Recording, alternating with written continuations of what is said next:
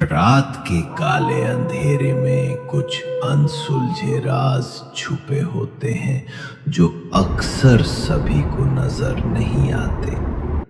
ये कहानी है एक लड़की रिया की, जो हाल ही में अपने माता पिता के साथ एक पुराने घर में शिफ्ट हुई थी। पहाड़ों पर जंगल के बीचों बीच एक वीरान सी जगह में। लेकिन सबसे अजीब बात थी उस पुराने घर की लकड़ी की सीढ़ियां। हर रात जब सब सो जाते तो रिया को लगता जैसे कोई उन सीढ़ियों पर धीरे धीरे चल रहा है। पहली रात रिया की आंख अचानक खुल गई। घड़ी में रात के 12 बज रहे थे। सीढ़ियों पर फिर से किसी के धीमे धीमे चलने की आवाज आ रही थी। रिया ने डरते हुए दरवाजा खोला। बाहर कोई नहीं था, लेकिन सीढ़ियों पर किसी के गीले पैरों के निशान थे जो सीधे उसके कमरे तक आ रहे थे। अगले दिन रिया गांव में गई और वहां एक बूढ़े आदमी से उस घर के बारे में पूछताछ करने लगी। बाबा, क्या आप इस घर के बारे में कुछ जानते हैं?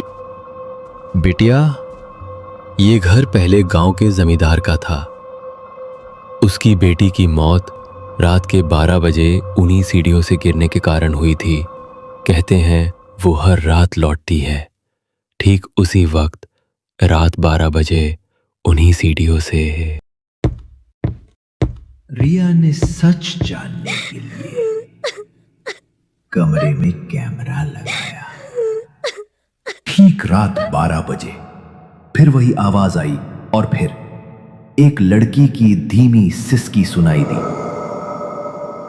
मम्मी, मुझे बचा लो, मैं नीचे गिर गई थी। रिया बाहर भागी, लेकिन वहां कोई नहीं था। बाद में जब रिया ने रिकॉर्डिंग चेक की तो उसने देखा सफेद कपड़ों में एक लड़की सीढ़ियों पर खड़ी कैमरे की ओर ही देख रही थी। कुछ दिनों बाद रिया और उसका परिवार वो घर छोड़कर चले गए। लेकिन जाते जाते रिया ने आखिरी बार जब पीछे मुड़कर देखा तो उसे कमरे की खिड़की में एक लड़की दिखाई दी जो उसे ही देख रही थी और धीरे धीरे हाथ हिला रही थी। कुछ घर खाली नहीं होते, कुछ कहानियां कभी खत्म नहीं होती। अगर किसी रात को 12 बजे तुम्हें भी कोई आवाज सुनाई दे तो ध्यान रखना, शायद कोई परछाई अब तुम्हें देखने आ रही हो।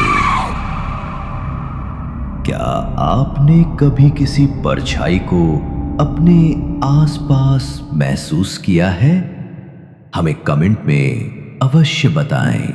अगर आपको ये कहानी अच्छी लगी हो तो वीडियो को लाइक करें और चैनल को सब्सक्राइब अवश्य करें।